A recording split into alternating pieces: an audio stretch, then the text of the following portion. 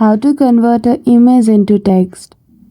Hello everyone, welcome back to our channel, and today we are back again with a new video. So without any delay, let's get into it. For that, firstly open MS Word.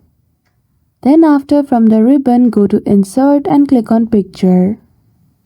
After that, select the picture which you want to convert to text and then click on Open. Once the picture has been inserted in your document file, edit it as you like. I'm simply cropping my image. After that, click on Ctrl plus Save. Make sure you save this document file as a PDF.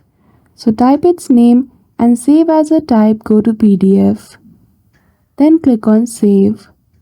After the PDF file has been saved, now you need to go to File Explorer. Simply open this PDF file. Right-click on it and simply choose the application MS Word to open it.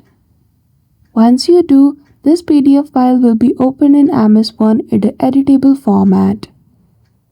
So that's it. Just like that, you will be able to convert your image into text.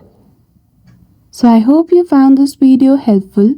If you did, don't forget to give it a thumbs up and subscribe to our channel for such tutorial.